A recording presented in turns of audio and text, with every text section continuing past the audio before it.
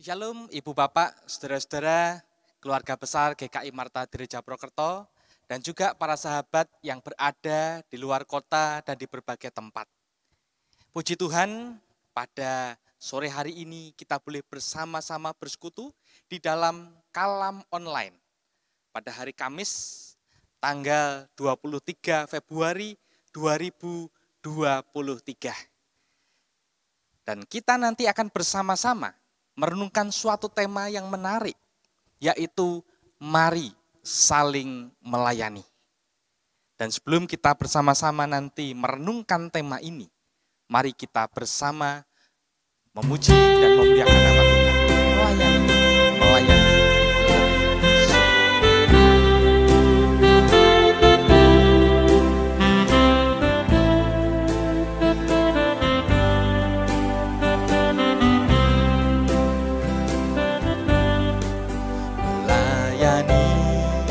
Melayani lebih sungguh,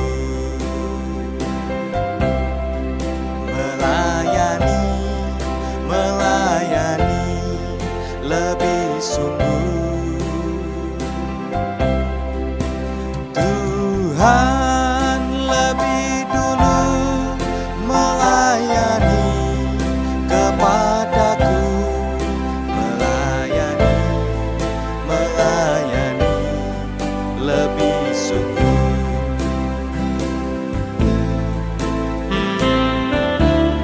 Mari kita nyanyikan dengan kesungguhan hati kita. Katakan melayani lebih sungguh. Melayani lebih sungguh.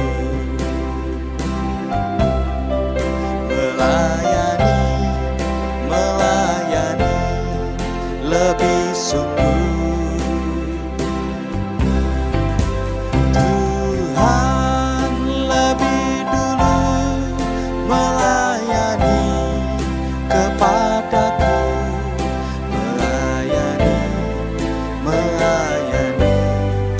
lebih sungguh.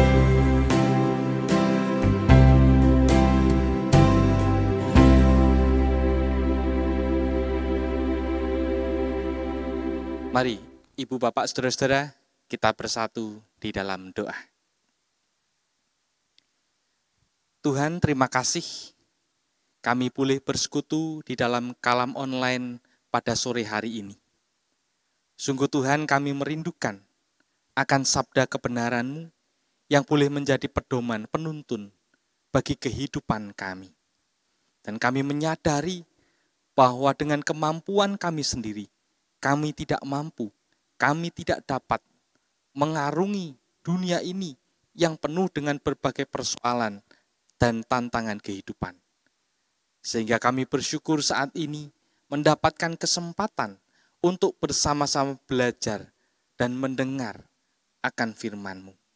Urapi kami dengan kuat kuasa Roh Kudus-Mu ya Tuhan, supaya kami semua mampu mendengar dan bahkan mengerti, serta kami mau melakukannya di dalam kehidupan kami hari lepas hari.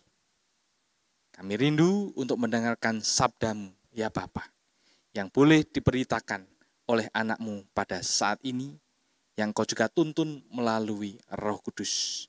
Di dalam nama Kristus Yesus, Tuhan kami berdoa. Amin. Ibu Bapak, saudara-saudara yang dikasihi oleh Tuhan Yesus Kristus, seperti yang sudah saya sampaikan tadi di awal, kita akan bersama-sama merenungkan suatu tema, mari saling melayani. Dan berbicara mengenai melayani, maka tidak bisa dipisahkan dari kata dilayani. Ketika kita melayani, pastilah ada yang dilayani. Dan di tengah era globalisasi, pada sekarang ini, kita diperhadapkan dengan segala hal yang serba online dan serba digital. Yang begitu memanjakan kita, begitu melayani kita sedemikian rupa, sehingga kita tidak perlu berlelah-lelah, bercapek-capek, asal kita memiliki kemampuan juga berkaitan dengan materi, maka kita bisa merasakan pelayanan yang optimal. Ketika kita butuh makan, kita bisa memesan secara online dan makanan itu pun diantar oleh ojek online ke kediaman kita. Ketika kita membutuhkan hal-hal barang-barang di rumah, kita cukup memesan melalui digital, online, dan barang itu pun dikirim dan sampai ke rumah kita. Akibatnya kita dimanjakan dan kita seringkali dilayani. Namun kita tanpa menyadari, terkikis sudah ketika kita mau melayani Tuhan, mau melayani sesama kita manusia, karena kita lebih sering untuk dilayani. Oleh karena itulah pada petang sore hari ini kita diingatkan untuk mari saling melayani. Apa yang Yesus katakan di dalam kalam online pada sore hari ini? Bacaan kita dari Markus 10 ayat 35 sampai dengan ayat 45. Dan kita akan mengupas bagian demi bagian. Markus 35 berbunyi demikian. Lalu Yakobus dan Yohanes, anak-anak Zebedeus, mendekati Yesus dan berkata kepadanya, "Guru, kami harap supaya engkau kiranya mengabulkan suatu permintaan kami." Markus 10 ayat 36, jawabnya kepada mereka, "Apa yang kamu kehendaki aku perbuat bagimu?" Ibu bapak, saudara-saudara yang dikasih oleh Tuhan Yesus Kristus, menarik bahwa Yakobus dan Yohanes, kedua orang bersaudara ini yang merupakan anak-anak Zebedeus, tiba-tiba saja mendekati Yesus. Dan kemudian mereka berkata, "Guru, kami harap supaya engkau kiranya mengabulkan suatu permintaan kami." Ibu bapak, saudara-saudara, bukankah di dalam kehidupan kita, ketika kita mengharapkan atau menginginkan sesuatu dari orang lain, tentu kita juga melakukan pendekatan kepada mereka. Karena dengan kedekatan yang kita bangun, tentu saja akan lebih mudah ketika kita mengungkapkan apa yang kita harapkan, apa yang kita inginkan, ataupun apa yang sedang kita butuhkan. Sehingga mereka bisa mendengar kita dengan sungguh-sungguh. Dan rupa-rupanya Yakobus dan Yohanes ini pun juga mendekati guru mereka, yaitu Yesus. Dan di sini kita pun bisa belajar bagaimana Yesus dan para murid, terkhusus Yakobus dan Yohanes, memiliki suatu kedekatan hubungan antara guru dan murid. Sehingga pada saat ini pun saya ingin mengangkat manfaat kedekatan guru dan murid yang juga bisa menjadi pedoman bagi kehidupan kita, para guru dan pengajar. Apa saja manfaat kedekatan guru dan murid? Tentu saja ketika guru dan murid itu punya hubungan yang baik, punya hubungan yang dekat, maka akan lebih mudah mendapatkan informasi dari para muridnya. Kedekatan itu juga akan membuat lebih mudah menyampaikan pengajaran-pengajaran kepada mereka. Kedekatan juga akan membuat lebih leluasa memantau perkembangan para murid kita. Dan yang terakhir, kedekatan guru dan murid akan membuat lebih mudah kita mengelola kelompok para murid itu. Sehingga tentu saja Yesus sebagai guru untuk murid-muridnya memiliki kedekatan di dalam kehidupan mereka di saat melakukan pelayanan. Sehingga dari sinilah kita bisa belajar, Yakobus dan Yohanes berani mendekati Yesus dan bahkan meminta permintaan kepada Yesus. Dan menarik, Yesus menanggapi dengan mengatakan, "Apa yang kamu kehendaki, aku perbuat bagimu." Selanjutnya, di dalam Markus 10 ayat 37, lalu kata mereka, "Perkenankanlah kami duduk dalam kemuliaan-Mu kelak, yang seorang lagi di sebelah kananmu dan yang seorang lagi di sebelah kirimu." Markus 10 ayat 38. Tetapi kata Yesus kepada mereka, kamu tidak tahu apa yang kamu minta. Dapatkah kamu meminum cawan yang harus kuminum dan dibaptis dengan baptisan yang harus kuterima? Saudaraku, rupa-rupanya Yakobus dan Yohanes ketika mendekati Yesus, mereka meminta tempat untuk duduk di sebelah kanan dan kiri. Dan tentu saja dikatakan tadi, di kemuliaanmu kelak. Artinya apa? Artinya Yakobus dan Yohanes ini menginginkan kemuliaan bersama-sama dengan Yesus dan duduk yang paling dekat dengan gurunya. Yang itu bisa saja menandakan bahwa mereka adalah orang yang paling dekat, orang yang paling dipercaya, dan menunjukkan sebuah hubungan yang istimewa. Sehingga Yakobus dan Yohanes ini bisa saja nantinya dilihat orang bahwa mereka adalah murid kesayangan Yesus karena duduk di kanan dan kiri, duduk paling dekat dengan gurunya. Dan bukankah di dalam kehidupan kita bersama, kita juga seringkali menjadi Yakobus dan Yohanes ketika kita mendekati orang-orang yang populer, orang-orang yang punya kekuasaan, orang-orang yang punya jabatan. Pernah suatu kali ketika saya berada di kota Malang, saya mengikuti sebuah konser musik. Dan saya berfoto dengan salah seorang selebriti itu, yaitu ex-vokalis dari Payung Teduh. Saya beserta istri berfoto bersama di kanan dan di kiri. Tentu saja foto ini pun menjadi sebuah kebanggaan bagi saya dan istri karena pernah berfoto dengan orang yang terkenal, orang yang populer, yang mana orang lain pun belum tentu bisa berfoto sama seperti kami. Bukankah dalam kehidupan kita pun juga menginginkan suatu kedudukan, suatu tempat yang istimewa ketika kita dekat dengan orang-orang tertentu. Inilah gambaran juga seperti Yakobus dan Yohanes di saat mereka meminta permohonan kepada Tuhan Yesus. Meminta duduk di sebelah kanan dan kiri. Namun menariknya, Yesus mengingatkan Yakobus dan Yohanes bahwa mereka tidak tahu apa yang mereka minta. Sehingga Tuhan Yesus mengatakan, dapatkah kamu meminum cawan yang harus kuminum dan dibaptis dengan baptisan yang harus kuterima? Ibu bapak, saudara-saudara, cawan ini melambangkan bukan hanya sekedar kemuliaan tetapi juga penderitaan. Artinya ketika Yakobus dan Yohanes serta para murid yang lain, ketika mereka mau meminum cawan, artinya mereka harus siap untuk menderita bersama dengan Yesus. Tidak hanya sekedar membayangkan bahwa besok mereka akan senang, mengalami kemuliaan, atau bahkan ketika Yesus menjadi raja di dunia ini, mereka akan menjadi seorang bangsawan yang terkemuka. Mereka tidak harus sekedar memikirkan berkaitan dengan kemuliaan itu.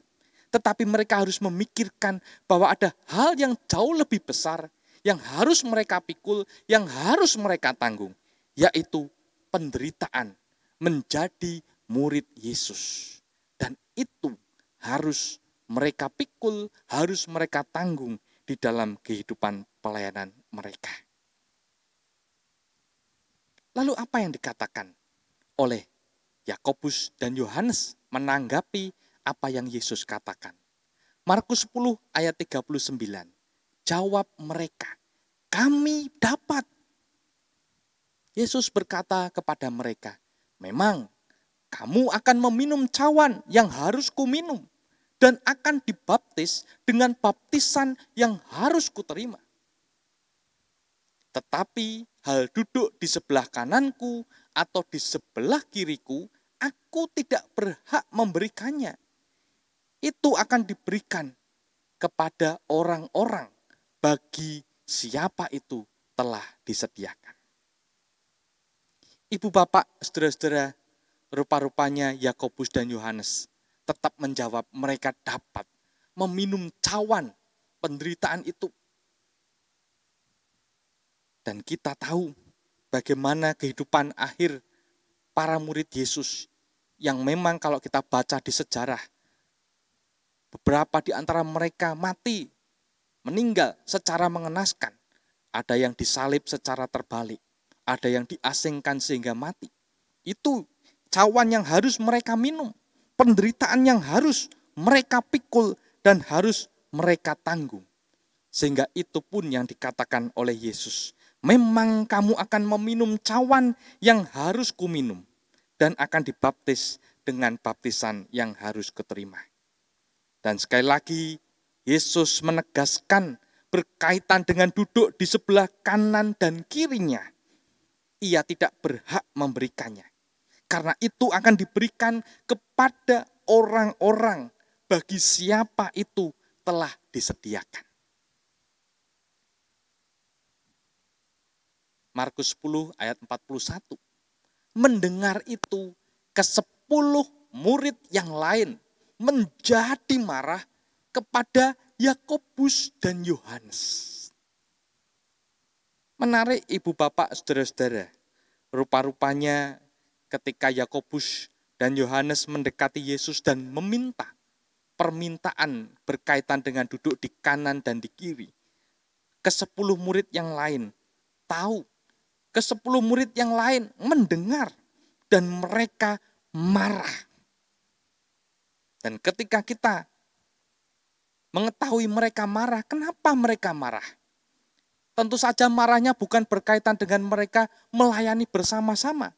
Tetapi mereka mengetahui ambisi Yakobus dan Yohanes untuk duduk di samping kanan dan kiri Yesus. Karena mereka mengharapkan kemuliaan. Dan sebenarnya ketika ke-10 murid itu marah, artinya mereka pun sebenarnya kelihatan bahwa mereka pun punya ambisi yang sama, yang tidak jauh berbeda dengan Yakobus dan Yohanes. Mereka pun juga mengharapkan kemuliaan bersama-sama dengan Yesus. Dan pastilah mereka pun ingin juga duduk di sebelah kanan dan di sebelah kiri Yesus pada saatnya kelak ketika mengalami kemuliaan. Sehingga kita pun pada saat ini belajar ketika para murid ke-10 murid itu marah, maka ada resiko yang harus ditanggung. Ada dampak negatif ketika marah itu tidak dikelola. Apa saja itu? Ketika seseorang marah, maka hal yang pertama yang bisa saja muncul, maka seseorang itu akan mengambil keputusan dan tindakan yang diambil secara tidak rasional. Ketika seseorang marah itu bisa mengakibatkan retak dan putusnya hubungan persaudaraan antar manusia. Dan ketika seseorang marah, itu pun akan membahayakan tubuhnya. Karena tekanan darah akan naik, sehingga itu akan mengganggu tubuh. Sehingga jantung akan berdetak lebih cepat, lebih kencang. Dan itu bisa saja membuat serangan jantung. Jadi ketika kita marah kita perlu berhati-hati dan kita perlu mengelola amarah itu. Sehingga jangan sampai ada dampak negatif yang kemudian terjadi di dalam kehidupan kita karena kita salah di dalam mengelola amarah. Apakah Tuhan Yesus tahu ke-10 murid itu marah? Tentu saja Yesus tahu karena ia adalah Maha tahu. Tapi apa yang dilakukan oleh Yesus ketika ia mengetahui para murid itu marah? Di dalam Markus 10 ayat 42. Tetapi Yesus memanggil mereka lalu berkata, kamu tahu bahwa mereka yang disebut pemerintah bangsa-bangsa memerintah rakyatnya dengan tangan besi. Dan pembesar-pembesarnya menjalankan kuasanya dengan keras kepada mereka.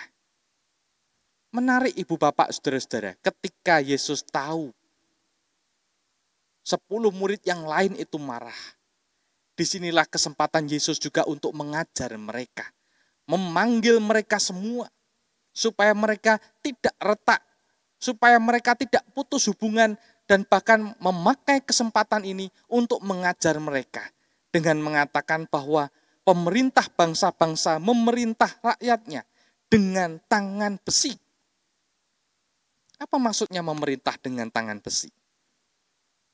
Memerintah dengan tangan besi artinya mereka memerintah untuk menaklukkan orang yang ada di bawah dan menjadi bawahannya, atau menjadi hambanya, atau menjadi budaknya.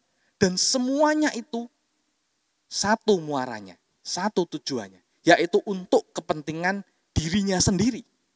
Bukan untuk kepentingan banyak orang, tetapi hanya untuk kesenangannya sendiri. Sehingga ada bahasa Latin yang mengatakan sic volo, sic jubeo, stat pro ratione voluntas. Yang artinya apa yang aku kehendaki, itulah yang aku perintahkan. Kesenangan hatiku, itulah yang menjadi hukumku. Inilah cara memerintah dengan tangan besi. Sehingga apa yang aku kehendaki, itu yang aku perintahkan. Kesenangan hatiku, itulah yang menjadi hukumku. Jadi kita tahu, ketika mereka punya kuasa, ketika mereka punya jabatan, ketika mereka punya kemuliaan, dan diduduk di tempat yang terhormat, mereka hanya mementingkan diri mereka sendiri. Mereka hanya memikirkan kesenangan hati mereka sendiri. Dan itu yang tidak ingin para murid kemudian melakukannya. Yesus mengajar mereka. Lalu apa yang kemudian diharapkan Yesus dari para muridnya? Markus 10 ayat 43 sampai 45 mengatakan demikian. Tidaklah demikian di antara kamu. Barang siapa ingin menjadi besar di antara kamu, hendaklah ia menjadi pelayanmu. Dan barang siapa ingin menjadi yang terkemuka di antara kamu, hendaklah ia menjadi hamba untuk semuanya.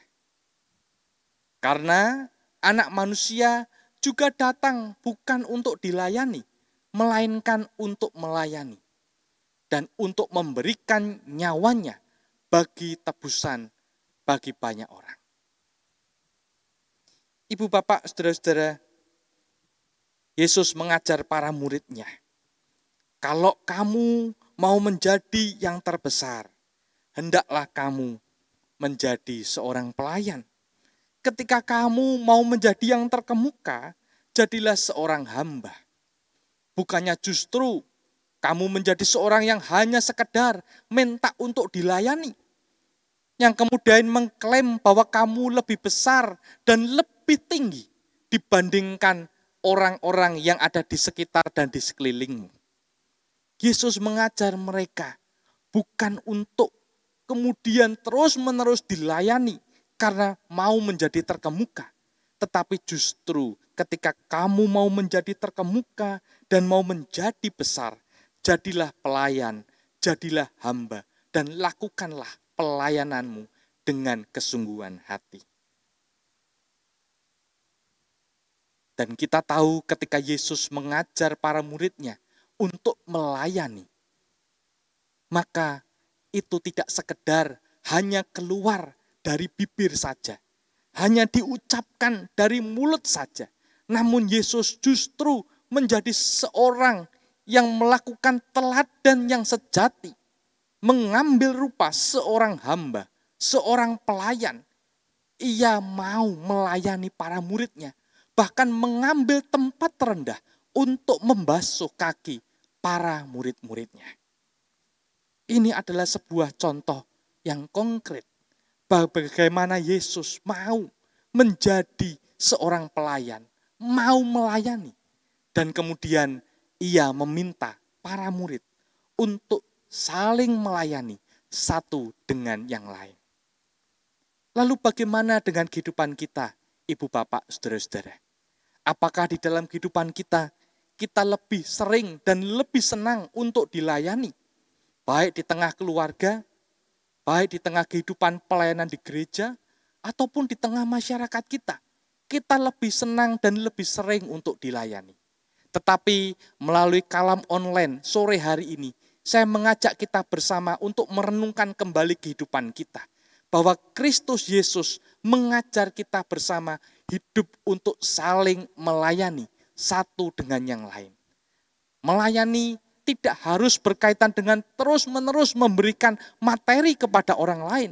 Tetapi kita bisa melakukan sesuatu hal yang lain yang kita miliki dan yang kita bisa. Ketika ada seseorang yang sedang terjatuh dan membutuhkan pertolongan untuk diangkat kembali, ulurkanlah tanganmu, berikanlah kekuatanmu untuk boleh mengangkat mereka kembali, bangkit dari keterpurukannya. Ketika kamu memiliki sesuatu dan ada seseorang yang membutuhkan, dan ketika engkau belum bisa memberikannya, pinjamkanlah itu untuk membuat mereka pun boleh merasakan apa yang kita miliki untuk mereka kemudian bangkit kembali. Ketika ada orang yang sedang punya masalah, berikanlah telingamu untuk mereka kemudian bercerita padamu.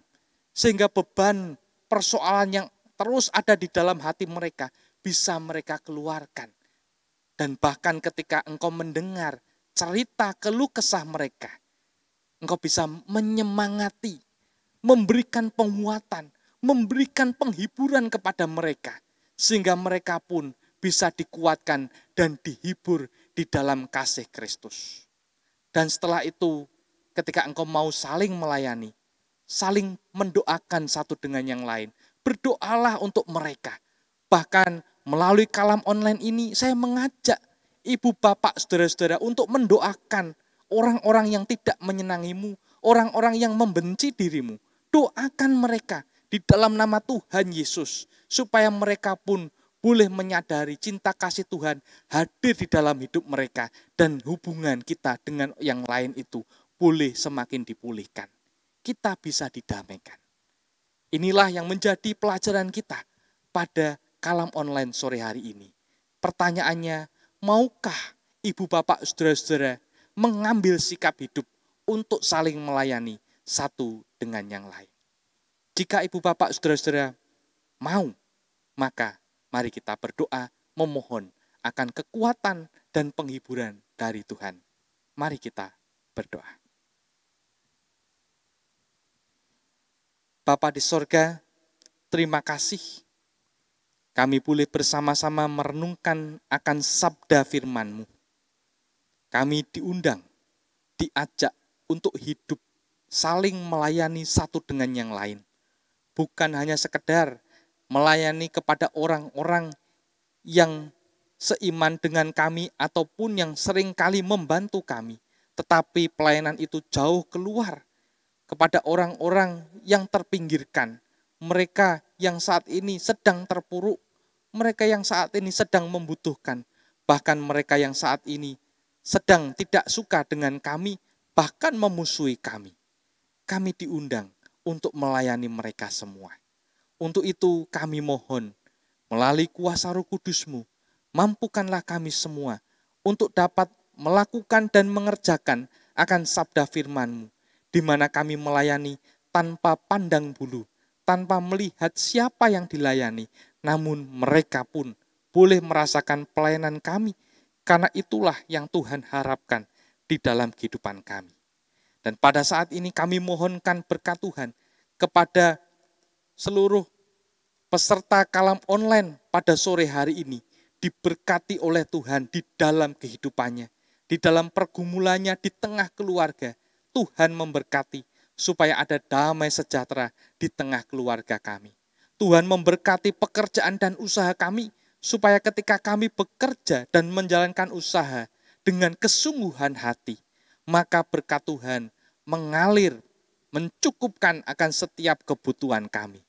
Dan kami juga mohonkan berkat-Mu ya Tuhan, untuk kami semua para pelayan Tuhan yang ada di gereja, supaya kami senantiasa melayani-Mu dengan sukacita dan kesungguhan hati, sehingga pelayanan kami kepada anggota jemaat dan simpatisan dapat menjadi berkat bagi mereka semua.